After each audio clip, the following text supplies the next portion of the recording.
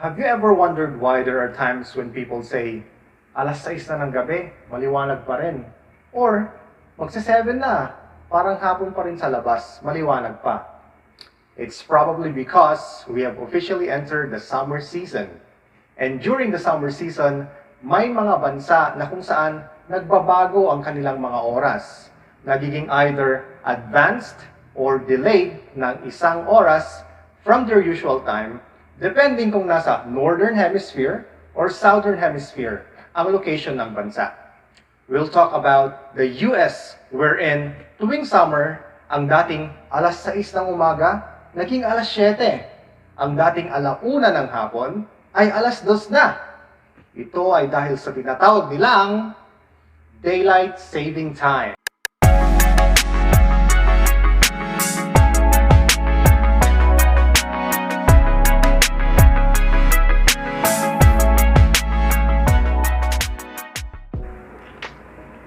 Daylight saving time is the practice of moving the clock an hour forward during warm summer months to match the prolonged sunlight or daylight.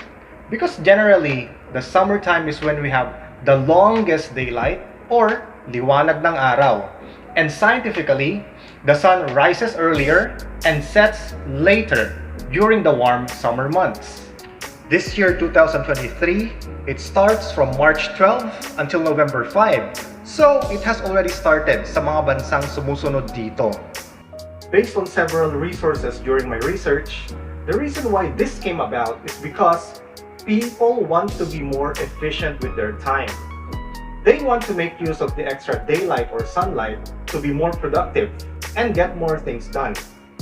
They want to save or conserve energy, and some just want to use it for leisure, just to relax and enjoy.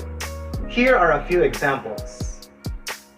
George Vernon Hudson is a New Zealand entomologist who in 1895 is studying insects, and he wants to take advantage of the extra daylight hour to search for insects and bugs that he is conducting a research on. Another example is during the onset of the First World War, Germany was one of the first countries to implement DST. Since mas mahaba ang daylight or yung liwanag ng araw sa labas, people were expected to be out and about more often, therefore consuming less power or less electricity compared kung nasa loob lang sila ng kanilang mga bahay. And during that time, coal or uling was used for electricity, and the less coal used to power grid lines connected to homes and the general public, the more it could be used to power factories and machines that are used to produce and manufacture weapons and artilleries for the war. After that, the UK and the US followed in Germany's footsteps and implemented daylight saving time. So, DST, from my understanding, is all about making use of that extra daylight, yung extra liwanag of the day, to do something productive, to unwind and relax after a stressful day. And when it comes to the government and energy providers back in the day, it is to alleviate the energy crisis by minimizing households which were using electricity. How many countries practice it? I mentioned earlier that Germany, the UK, and the United States have already implemented it, but statistically, less than 70 countries in the world practice this. Bakit? Let me explain. Our world is a sphere, a globe, and in the middle is the equator.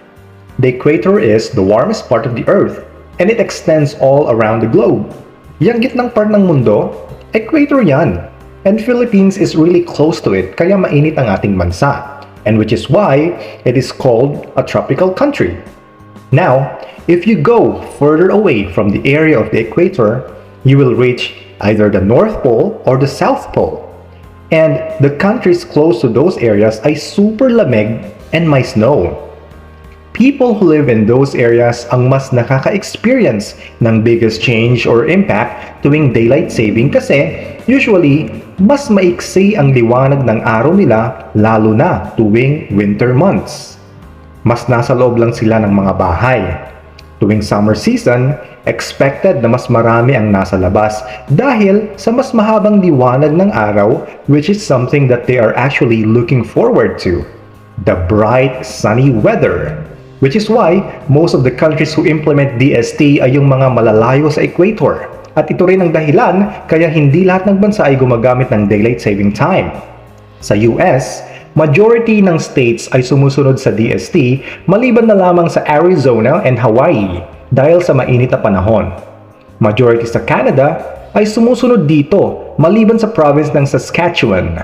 Sa Brazil naman, kalahati lamang ang sumusunod dito, maging sa bansa ng Australia kung saan hindi lahat ng territories or regions ay sumusunod sa daylight saving time.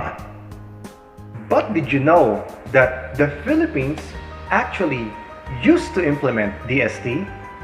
Back in the day, during the presidency of Manuel L. Quezon, Ramon Magsaysay, Ferdinand Marcos, and Corazon Aquino, the Philippines followed daylight saving time mainly to conserve energy and to help deal with rising oil prices. The whole purpose of DST or daylight saving time is to make the most of the extra sunlight or liwanag ng araw, especially during the summer season. Ito rin ay paraan upang makakope ang ilang bansa sa energy crisis back in the day. For people who work in the call center industry or those who have clients from the US or the UK or sa mga bansang sumusunod sa DST, alam nyo na kung bakit may pagbabago sa orasan. Nose mo na? Nose mo na! Appear!